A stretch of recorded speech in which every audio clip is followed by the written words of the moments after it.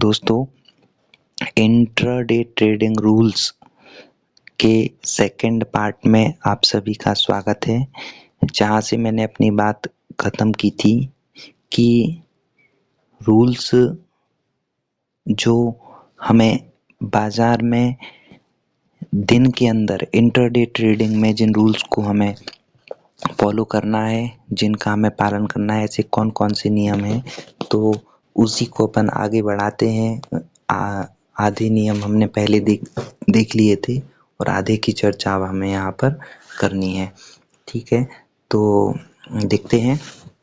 ये एक चार्ट मैंने देखा था कि लोग कह रहे थे कि मार्केट ओवर बॉट है और बहुत ज़्यादा ऊपर चला गया है, तो इसमें एक बबल है। मैं ये ग्राफ देख रहा था एक दिन, मैंने देखा 2019 में मार्केट लगभग 12,000 के आसपास था और उसके बाद से अगर 15% पर ईयर के अगर अपन रिटर्न के हिसाब से भी देखें, 10 से 15% रिटर्न के हिसाब से, तो भी मार्केट के प्राइस लगभग 22,000 रुपये 23,000 रुपये के आसपास होना चाहिए थे। 25-26,000 तक गया है, लेकिन वापस अभी देखिए आप 23,000 रुपये के आसपास लगभग अभी ट्रेड कर रहा है। तो अपन थोड़ा बहुत मूवमेंट आता है, ओवरबॉट नहीं है। लोग बाय नहीं कर पाए गिरावट में और अब उनके लेने की हिम्मत नहीं होती है, तो दिमाग में ये एक समझाते हैं अपने आप को कि भाई ओवरबॉट हो गया, गिरेगा, एक ना एक दिन तो गिरेगा, एक ना एक दिन ज़रूर गिरेगा, लेकिन जिस दिन गिरेगा ना उस दिन भी नहीं खरीद पाएंगे। तो सबसे अच्छा ये है कि रूल्स को फॉलो करके काम करते चलें। अब अपन आगे चर्चा करते हैं कि हमें और कौन कौन सी बातों का ध्यान रखना चाहिए। अगला हमें जिस बात का ध्यान रखना है कि ट्रेड लेने के पहले हम कोई भी जब ट्रेड डालें तो हमें रिस्क रिवॉर्ड रेशियो जांच लेना है।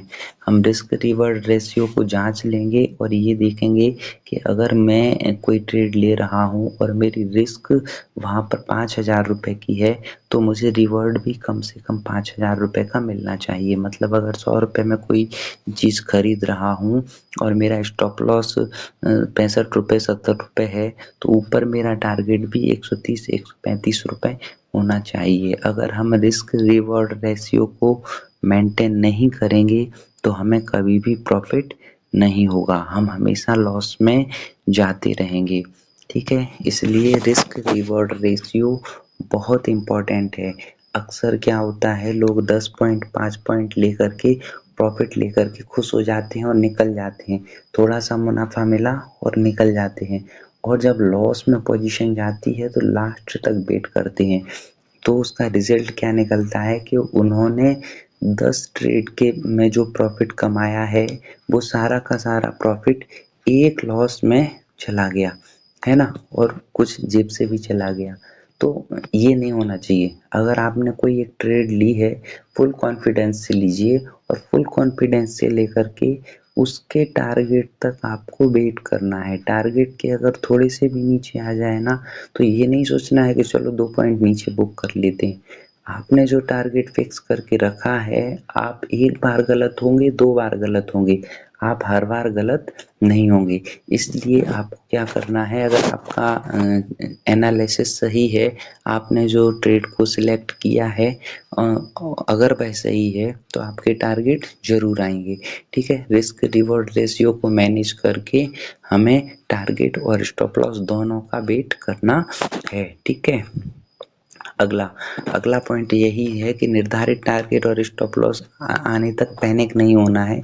मतलब मार्केट अपन को पैनिक करेगा, थोड़ा ऊपर जाएगा, आपके टारगेट के आसपास से वापस से रिवर्स आ जाएगा, स्टॉप लॉस के आसपास जाएगा, वहाँ से फिर ऊपर आ जाएगा। तो इन दोनों ही स्थितियों में अपन को पैनिक नहीं होना है। अपना तो सीधा काम है कि वैसे तो बाजार में जो उस रिस्क को मैनेज कर पाते हैं वही लोग ट्रेड करते हैं, तो अपन तो खतरों के खिलाड़ी बनकर ही बाजार में उतरे हैं। तो खतरों के खिलाड़ी को एक बात याद रखनी है, मार्केट के ट्रेडर को एक बात हमेशा याद रखनी है कि आपको स्टॉप लॉस एंड टारगेट का प्रॉपर वेट करना है, फॉलो करना है रिस्क रिवॉर्ड रेशियो के साथ। ठीक है, इसके बाद अगला पॉइंट है कि हमें एक बात का हमेशा याद रखना है कि रोज की ट्रेडिंग पोजीशन जो डेली अपनी ट्रेडिंग पोजीशन है वो 1 से 3 महीने तक एक समान रखें। मतलब ऐसा नहीं कि हमने एक व्यू हमारा किसी इंडेक्स पे या स्टॉक पे बना तो हमने उसमें कैपिटल ज़्यादा लगा दी, अगली ट्रेड में कम लगा दी, उसके अगले में फिर से ज़्यादा लगा दी। अगर हम कम और ज़्यादा इन्वेस्टमेंट करके ट्रेड लेते हैं तो इसमें क्या होगा कि कभी अगर हम लॉस में चले गए और ज़्यादा कैपिटल लगाई है ना, और उसके अगली ट्रेड में हमने कैपिटल कम लगाई कि यार लॉस हो रहा है, तो अपना होगा क्या, एक ट्रेड में अगर नुकसान हो गया तो अगली ट्रेड में फ़ायदा हुआ, तो ज़्यादा कैपिटल वाली में नुकसान हुआ, कम कैपिटल वाली में फ़ायदा हुआ। अगर ऐसा हुआ तो अपना जो रिस्क मैनेजमेंट है वो ठीक नहीं बैठेगा, उसमें हमारा पूरा सिस्टम क्या होगा, गड़बड़ हो जाएगा। उसमें क्या होगा कि किसी ट्रेड में लॉस ज़्यादा हो जाएगा, किसी ट्रेड में प्रॉफिट ज़्यादा हो जाएगा। तो ये अलग-अलग सिचुएशन जो बनेगी ना, उस चीज़ को अपन को समझ कर के रखना है। इसलिए कम से कम एक निश्चित समय तक, कम से कम अपन ये देखें कि 1 महीने, 3 महीने, 1 साल जितनी अपनी कैपिटल है उसको जैसे मैंने कहा कि मैं चाहता हूँ कि आप 10% यूज़ करके अपना पोजीशन बनाएँ ताकि बाकी कैपिटल अपनी क्या रहे, सेफ रहे। ठीक है? तो इसलिए हमेशा याद रखें एक समान क्वांटिटी में ही काम करें। ज़्यादा प्रॉफिट के चक्कर में कभी पैनिक होकर के क्वांटिटी को बढ़ाएँ नहीं, कभी पैनिक होकर के क्वांटिटी को कम नहीं करना है। अगली जो हमारी रणनीति है उसमें टारगेट और स्टॉप लॉस हिट होने पर बुक करें, ट्रेड करना बंद कर दें। जैसे कि मैंने पहले ही कहा था कि ईचिंग ट्रेडिंग नहीं होना चाहिए, कि ऐसा नहीं कि एक टारगेट हमारा जल्दी आ गया और हमने प्रॉफिट बुक कर लिया, उसके बाद हम अगली ट्रेड के लिए तुरंत तैयार बैठे हैं। अगर हम तुरंत अगली ट्रेड लेते हैं तो वो निश्चित रूप से गलत ही होगी। ऐसा क्यों कह रहा हूँ? ऐसा इसलिए कह रहा हूँ कि ऐसा मैंने देखा है। ऐसा कैसे देखा है कि अगर एक स्टॉप लॉस हो गया ना, तो स्टॉप लॉस होने के बाद हम दूसरी ट्रेड तुरंत डालने की कोशिश करते हैं, है ना? और हम अपने आप को सही साबित करने की कोशिश करते हैं, जबकि थोड़ी देर पहले ही हम गलत साबित हो चुके हैं। तो ऐसी स्थिति में हमें करना क्या है? ऐसी स्थिति में हमें कुछ समय का इंतज़ार करना है और अपने डेली रूटीन को फॉलो करना है। अगर आप डेली रूटीन में 2 से 3 ट्रेड लेते हैं, तो अगर आपकी एक ट्रेड में स्टॉप लॉस हो गया तो आप दूसरी ट्रेड लीजिए, और अगर आप नहीं लेते हैं, रोज़ आपका नियम है कि नहीं मैं तो 1 ही ट्रेड करता हूँ या मैं 2 ही ट्रेड करता हूँ, तो उससे ज़्यादा आपको ट्रेड नहीं डालना है। अगले दिन मार्केट कभी बंद होने वाला नहीं है और ना ही यहाँ पर ताले लगने वाले हैं। अगले दिन बाजार अपन को फिर से मौका देगा। लेकिन अगर एक ही दिन में कोई दिन बहुत ख़राब रहा हमारा, किसी दिन एकदम ही बैड लक है हमारा, हम जो भी रिसर्च कर रहे हैं वो सब गलत निकल रही हैं, और उस दिन अगर आपने 5 से 6 ट्रेड ले ली तो आपका तो कैपिटल आधा सपाट हो जाएगा, पूरा कैपिटल चला जाएगा। ठीक है? तो इसलिए ध्यान रखना है कि अगर स्टॉप लॉस टारगेट होते हैं और जितना प्रॉफिट अपन को चाहिए उतना प्रॉफिट आ गया तो उसके बाद ट्रेड लेना बंद कर दो, या फिर जितने लॉस की अपनी क्षमता है अगर उतना लॉस अपन को आज में आ गया तो उसके बाद अपन को ट्रेड लेना क्या कर देना चाहिए, प्रॉपर तरीके से बंद कर देना चाहिए। अपना ध्यान, अपना माइंड किसी दूसरी जगह पर लगाएं। ठीक है? अगला जो है, अगला ये है इंटरडे एंड होल्डिंग, अर्थात पोजिशनल अकाउंट को अलग अलग रखें। ये बात हमेशा ध्यान रखें कि आपके अकाउंट अलग अलग होना चाहिए। एक ऐसा अकाउंट बनाओ जिसमें आपका रोज का ट्रेड जो आप डाल रहे हो वहाँ पर इंटरडे ही करें, और पोजिशनल के लिए, इन्वेस्टमेंट के लिए आप अपना एक अलग अकाउंट रखें। देखिए, इन्वेस्टमेंट और पोजिशनल जो वर्क होता है वो बहुत अच्छा वर्क होता है। उससे अगर हम इंटरडे वर्क के लिए जोड़ देंगे ना तो हम कभी भी प्रॉफिट नहीं कमा सकते। ठीक है?